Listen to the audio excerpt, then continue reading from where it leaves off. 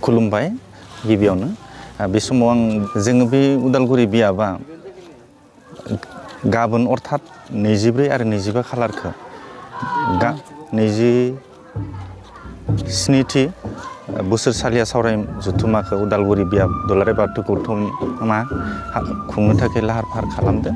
दा बेयाव गासै 29 गामिया जों बाहागो लानो थाखाय खावलायदों आरो बे गामिफोरा थान्दैफोरा बाहागो लागोन आरो बेयाव जोंनि माखासे आध्यात्मिक लाइननि मेलेमजिबिफोरा बोसोनगिरि हिसाबै थागोन आरो जोंनि जेराव जानो गोनां माखासे हाबाफारिफोरखौ जों बेयाव गुवारै सावरायनाय जागोन आरो आलासिफोरनिफ्रायबो जोङो गोबां खोथा मोजां खोथाखौ जोङो धोरोमारि खोथाफोरखौ बेयाव सावरायनाय जागोन आरो बेयाव गोबां जोंनि हाबाफारिफोरखौ जोङो जाफुंसार होनो जोङो नाजागोन।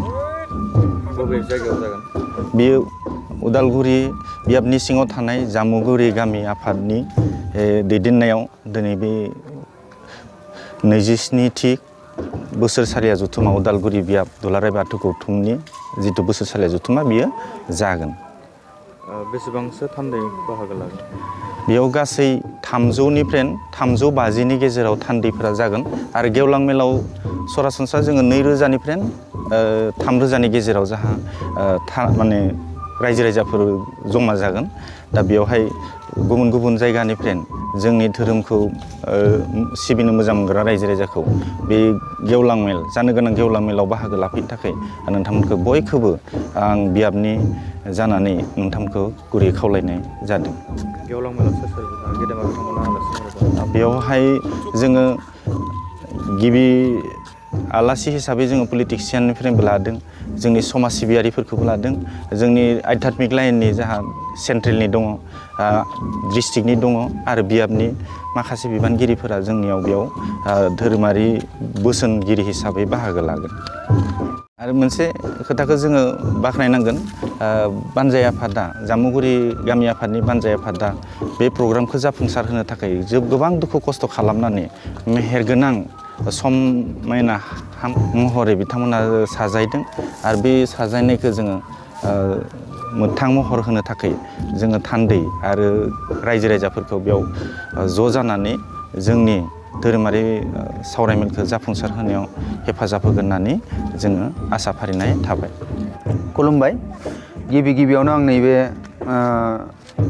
उदालगुरि बियाब बाथौ धोरोमारि गौथुमनि जा 27थि बोसोरसालिया जथुम्मा जानो गोनां जोंनि गामियाव जानो फैगासिनो 24 आरो 25 डिसेम्बर 2024। दा बेयाव जोंनि बानजाय आफादनि जानानै जों साखाफारा जानजि खाफ्रानाय जाखाबाय। जोङो आसा फारियो जोंनि बियाब गौथुमनि बिबानगिरि बिथांमोना एसां हायो लोब जोंनियाव बेयाव बाहागो लाफैनायखौ जोंनि बानजाय आफादनि जानानै जोङो बेखौ लुबैयो आरो जाखिनि जों मावनो गोनां, जोङो साखाफारा जानो गोनां बेखिनिखौ जोङो जथेस्थ' जों साखाफारा जाखानाय बायदि मोनबाय आरो जाबावनांगौ जों बेखौ जथेस्थ' जोङो नाजाबावगोन। बेखिनियानो जोङो नैबे जा जथुम्मा जानो गोनां, जोङो बे जथुम्माखौ मोजाङै मोजां खुंफुंलांनो थाखाय जोङो नाजागोन आरो आफा बोराइ बाथौनि दहायाव जोङो जथेस्थ' जोङो हागोनखौ जोङो आसा फारिनाय थाबाय। एसेखिनि जानाय लोंनाय थानायनि बेलायाव जोङो जथेस्थ' जोङो जगार खालामखाबाय। जा थान्दै जोंनियाव सफैनो हागोन, जोङो बे थान्दै बिथांमोना फैनानै जाहाथे गावनि न'आव थांफिननाङा बे हिसाबै जोङो थानायनि थाखाय जों जथेस्थ' जायगा बानायनाय जाखाबाय थान्दैफोरनि थाखाय आरो जानायनि थाखायबो जोङो जथेस्थ' जगार खालामखाबाय। जोङो जाहाथे जोंनि जगार खालामनायाव आरो नांबावगौ जायोब्ला जों जथेस्थ' आरो जगार खालामबावनो थाखाय जों थाग थियारि जानानै दङ। आरो जोबनायाव आं बेखौसो खावलायबाय, जोंनि उदालगुरि बियाब बाथौ धोरोमारि गौथुमनि जा 29 जोंहा गामि दङ, जाय 29 गामिनिफ्राय जा थान्दै जोंहा बियाब गौथुमनिफ्राय बेयाव नुजाफैनो थाखाय खावलायखानाय दङ। जाहाथे मोनफ्रोमबो गामिया बियाब गौथुमनिफ्राय जाबायदि खावलायदों, बे खावलायनाय लेखायै जाहाथे जोंनि बे गौथुमाव बाहागो लाफैयो।